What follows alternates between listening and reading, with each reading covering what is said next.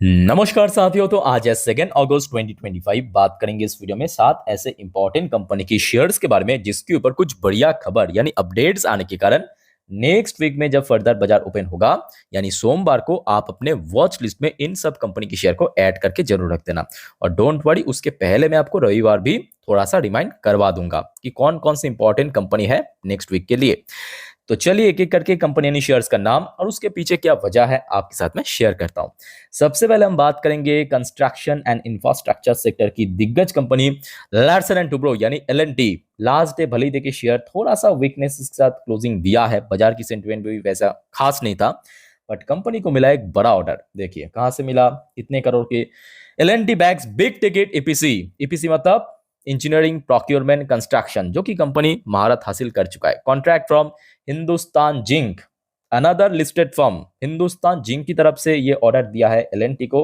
अच्छा, कितने करोड़ की ऑर्डर, आइए थोड़ा सा मैं आपको दिखा देता हूं। अब देखिए एलएनटी एक प्राइवेट कंपनी है और प्राइवेट कंपनी में अक्सर देखा गया कि एक्चुअल जो ऑर्डर की फिगर है ना वो मेंशन नहीं करते, एक स्केल मेंशन कर देते हैं कि इस रेंज से लेके इस रेंज तक। तो यहाँ पे कंपनी ने कहा कि एक लार्ज कैटेगरी की ऑर्डर है। सो एलएनटी की स्केल्स के हिसाब से जो लार्ज कैटेगरी कहे जाते हैं 2,500 करोड़ से लेके 5,000 करोड़ की रेंज के भीतर। अब देखिए ऑर्डर 3,000 करोड़ हो सकता है, 3,500 करोड़ भी हो सकता है, 5,000 करोड़ भी हो सकता है, 4,500 करोड़ भी हो सकता है। वो कंपनी डिस्क्लोज नहीं किया, बट इतना दोस्तों कंफर्म है कि कंपनी को एक लार्ज कैटेगरी की ऑर्डर मिला जिसकी कीमत है 2,500 से लेके 5,000 करोड़ तक। अच्छा, इस ऑर्डर के बारे में अगर हम बात करें डिटेल में तो आप देखिए Hindustan Zinc Vedanta group company, जो कि वेदांता इसकी पेरेंट कंपनी है, is establishing 250 KTPA leaching purification and cell house facility along with 125 KTPA jarosite circuit at its Debari smelter complex in Rajasthan. तो राजस्थान में दोस्तों ये काम करना पड़ेगा, ठीक है। अच्छा, बात करते हैं एलएनटी। एलएनटी की शेयर लास्ट 5 दिन पे ये देखिए जहाँ पे 3,500 के नीचे चल रहा था, उसके बाद देखिए एकदम से स्पाइक किया, 3,500 के ऊपर पहुंचा, 3,600 पे बार बार रेजिस्टेंस मिला। इवन लास्ट डे भी अगर आप देखेंगे इंट्राडे हाई टच किया 3,636 पॉइंट पे, और बाजार की सेंटिमेंट वीक रहने के कारण रेजिस्टेंस के बाद थोड़ा सा नीचे आया, क्लोजिंग दिया 3,500 के काफी ऊपर। तो ऊपर की तरफ अगर हम बात करें इमीडिएटली 3,650 इस लेवल पे शेयर रिसेंटली थोड़ा बहुत रेजिस्टेंस फेस किया। नीचे की तरफ अगर हम बात करें, क्योंकि 3,500 को रिसेंटली शेयर हमने देखा ब्रेक करके ऊपर आया, तो ये बन गया इसके लिए सपोर्ट और ये बन गया इसके लिए रेजिस्टेंस। तो क्लियर हो चुका है। तो नेक्स्ट वीक में इसको वो नजर जरूर रखना, अच्छी कंपनी है। अच्छा, आगे बढ़ते हैं। देखिए ये कोई इंडिविजुअल शेयर के ऊपर अपडेट नहीं है, ऑलरेडी ये न्यूज मैं आपको कल रात की 10:30 की वीडियो में दे चुका हूं। तो एक्चुअली न्यूज क्या था, भारत में एक स्टेट है, राज्य है Andhra Pradesh. So state government ने अप्रूव किया है plan to offer up to $600 million for electronic component production. और ये बात भी सही है कि देखिए भारत की जो दक्षिण भारत की क्षेत्र है वहां पे ईएमएस सेक्टर बहुत अच्छे से ग्रो कर रहा है। बहुत सारे कंपनी वहां पे अपना मैन्युफैक्चरिंग यूनिट सेट कर रहा है, और यहाँ पे स्टेट गवर्नमेंट द्वारा भी हमने देखा कि लगातार सपोर्ट भी कर रहा है फंड के थ्रू, ठीक है। सो वहां पे लगातार कंपनी आता जा रहा है, तो ये कहीं ना कहीं ईएमएस सेक्टर को एक बूस्ट अप कर सकता है। और रिसेंटली हमने देखा देखिए टैरिफ ट्रेड डील एक तरफ, जिस वजह से बाजार में लास्ट वीक पे या लास्ट 2-3 हफ्तों से गिरावट चल रहा है, और खास करके लास्ट 2-3 दिन तो काफी वाइटल था। पर उसके बावजूद भी अगर आप देखेंगे ईएमएस सेक्टर की कंपनीज में कोई बहुत बड़ा वीकनेसेस आपको देखने को नहीं मिलेगा। चाहे डिक्सॉन की बात करें, लास्ट डे देखिए डिक्सॉन क्लोजिंग दिया 16,856 पॉइंट पे, थोड़ा बहुत ऊपर सही, बट एटलीस्ट पॉजिटिव में क्लोजिंग हुआ। एक महीने पे शेयर यहाँ पे बाजार की ठीक विपरीत मुंह के यहाँ पे मूवमेंट दिया, 11% ऊपर आके क्लोजिंग दिया, 11% एक महीने पे। सेम हरकत आपको केएनएस के अंदर भी दिख जाएगा।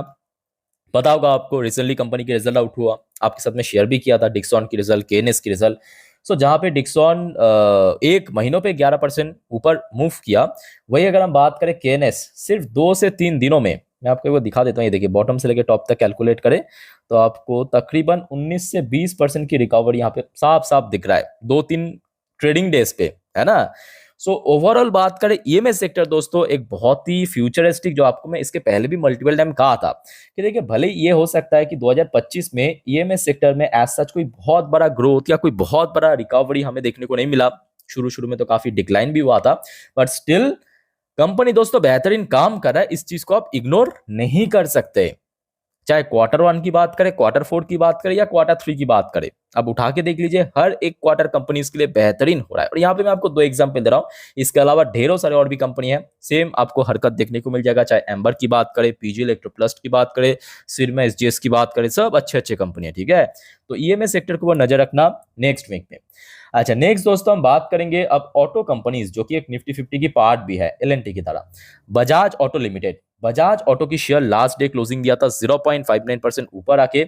अब देखिए बाजार की सेंटीमेंट तो काफी खराब था, उसके बावजूद भी पॉजिटिव में क्लोजिंग देना अपने आप में बहुत बड़ी बात है। तो जैसे आपको पता होगा, हर एक महीने की फर्स्ट तारीख को, पहली तारीख को ऑटो सेक्टर की सेल्स की रिपोर्ट आउट होता है। ऑलरेडी मैं आपको कल टाटा मोटर्स की सेल्स की रिपोर्ट अपडेट दे दिया था, जो कि बहुत ही खराब था। सो बजाज ऑटो की जो सेल्स की रिपोर्ट जुलाई महीने पे 3% की इंक्रीज हमें देखने को मिला, जबकि याद कीजिए जून महीने पे थोड़ा डिक्लाइन हुआ था, थोड़ा सा वीक था। सो ये कहीं ना कहीं शेयर्स के लिए मैं कहूंगा बहुत अच्छी बात है। और कितना इंक्रीज हुआ पहले आप देख लीजिए फिगर वाइज। टोटल 3,66,000 यूनिट, ये टोटल टोटल टोटल व्हीकल्स का जो होलसेल है, 3,66,000 यूनिट सेल हुआ है, ठीक है। जो कि लास्ट ईयर में यही फिगर था 3,54,169 यूनिट। टोटल अगर हम बात करें 3% की इंक्रीज हुआ।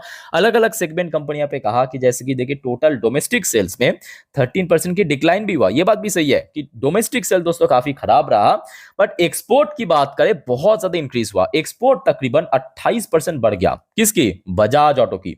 लास्ट ईयर में एक्सपोर्ट हुआ था 1,43,172 यूनिट, इस बार बढ़ के 1,82,857 यूनिट पे पहुंच चुका है। ओके, सो बजाज ऑटो की परफॉर्मेंस तो लास्ट क्वार्टर की अगर हम बात करें तो एक बार मैं आपको दिखा देता हूँ। लास्ट क्वार्टर थोड़ा वीक था, नो डाउट।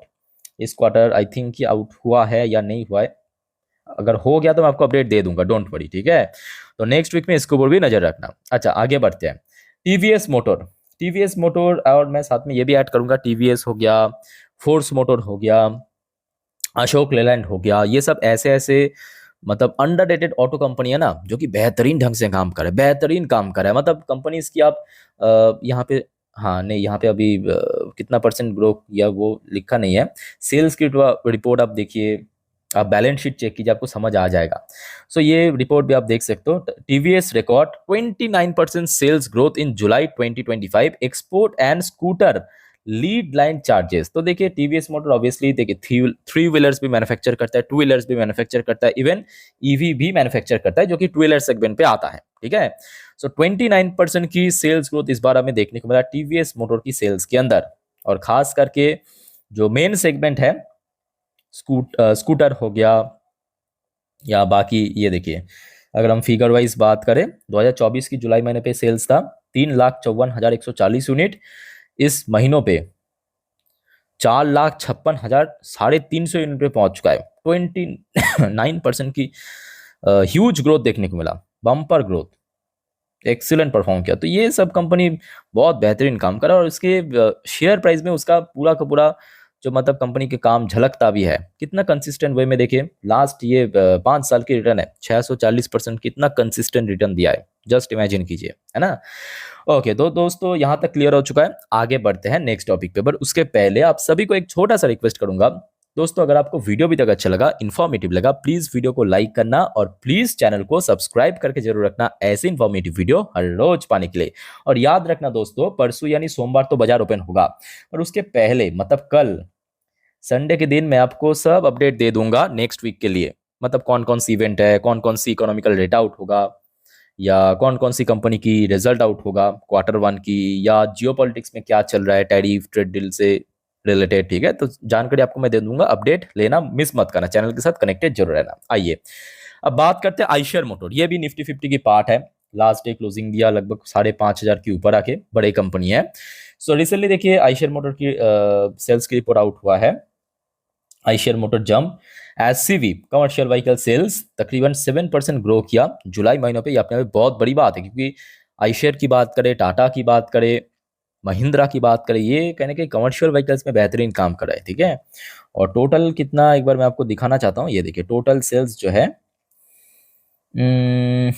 ये देखिए 7,115 यूनिट, ठीक है। और बाकी डोमेस्टिक की बात कर, डोमेस्टिकली ये तो टोटल हो गया 7% के आसपास यहाँ पे ग्रोथ हुआ है ईयर ऑन ईयर बेस पे, कमर्शियल व्हीकल्स में, सॉरी। और डोमेस्टिक व्हीकल्स में मतलब हाँ, डोमेस्टिक सेल्स की अगर हम बात करें 6.1% की ग्रोथ कंपनी दिखाया, ओके। और टोटल एक्सपोर्ट दोस्तों बहुत अच्छे से इंक्रीज हुआ, एक्सपोर्ट में 32.5% की जंप हुआ, 32.5% की। ओके, ये हो गया आपका कमर्शियल पार्ट। और अगर हम बात करें इसका जो एक बहुत ही पॉपुलर जो भारत की सड़कों में अक्सर देखने को आज मिल जाता है, रॉयल एनफील्ड, जिस पर ये देखिए Q1 पे 9% की ग्रोथ हुआ on record Q1 Royal Enfield sale. Royal Enfield sale लगातार बढ़ता जा रहा है, बहुत बढ़िया, बहुत शानदार। Net profit 1205 crore. तो एनीवे नेक्स्ट वीक में इसको भी नजर रखना, अच्छी कंपनी है, निफ्टी 50 की पार्ट है। और इस सब कंपनी की मैं कहूँगा जो शेयर की जो रिटर्न्स की प्रोफाइल है उसमें साफ झलकता है कि कंपनी बेहतरीन ढंग से काम कर रही है, कितना कंसिस्टेंट वे में शेयर रिटर्न दिया, जबकि इसके बीच में कितना सब कुछ हुआ मार्केट में, है ना। अच्छा आगे बढ़ते हैं। आज देखिए बहुत सारे कंपनी की रिजल्ट आउट हुआ, छोटे मोटे कंपनी, बड़े कंपनी भी है, कुछ बैंक्स भी है, जो कि स्टेप बाय स्टेप करके आगे हम चर्चा करेंगे। फिलहाल आप देख लीजिए सिरका पेंट, पेंट सेक्टर की देखिए बहुत सारे कंपनी आपको दिख जाएगा।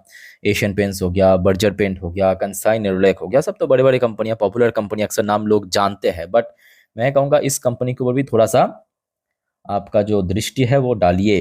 कंपनी बेहतरीन कंपनी, देखिए छोटे कंपनियां तो ऑब्वियसली रिस्की तो होगा, बट कंपनी की काम जो है ना, मतलब जो क्या कहते हैं उसको, परफॉर्मेंस एक्सीलेंट है, और वो भी हर एक क्वार्टर में। पहले आप देख लीजिए, देखिए हो सकता है आपके पास नहीं है, बट जान लीजिए कंपनी के बारे में थोड़ा सा, कैसा कंपनी है। अच्छा यहाँ पे फिगर्स जो है लैक्स में है, तो मैं आपको करोड़ पे कन्वर्ट करके बताऊंगा, ठीक। तो सबसे पहले देखिए आज कंपनी की रिजल्ट आउट हुआ अभी अभी 5 बजे के आसपास। तो कंपनी की देखिए टोटल इनकम कितना हुआ, 114 करोड़। ऑब्वियसली बड़े कंपनी नहीं है तो 114 करोड़ मतलब ठीक ठाक है। लास्ट क्वार्टर में कितना था, 101 करोड़, मतलब इंक्रीज हुआ। लास्ट ईयर में कितना था, 80 करोड़, 80 करोड़ से 114 करोड़ हो गया। और वहीं अगर हम बात करें एशियन पेंट्स की परफॉर्मेंस देखिए आपको समझ आ जाएगा, बर्जर की परफॉर्मेंस देखिए आपको समझ आ जाएगा। अच्छा एक्सपेंसेस का सब ऐड करने के बाद प्रॉफिट, देखिए प्रॉफिट कितने करोड़ का प्रॉफिट जनरेट किया, 14 करोड़ 20 लाख की प्रॉफिट जनरेट किया। लास्ट ईयर मतलब एक साल पहले यही नंबर था 10 करोड़ 20 लाख, तो मतलब रफली अगर हम कैलकुलेट करें लगभग 40% की जंप देखने को मिला, है ना। और लास्ट क्वार्टर में 14 करोड़ 11 लाख, तो मतलब क्वार्टर ऑन क्वार्टर बेस पे एक म्यूटेड ग्रोथ हुआ, बहुत ही म्यूटेड, मतलब 1 करोड़ भी पूरा नहीं है गैप, बट कुछ लाख की है, बट स्टिल ग्रोथ कंपनी रखा है, अच्छी कंपनी है, इसके ये निशान है।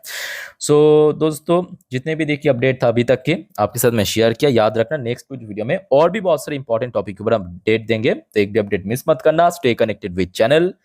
तो वीडियो को वाइंड अप करता हूं, मिलते हैं नेक्स्ट वीडियो में, टेक केयर, बाय बाय, जय हिंद।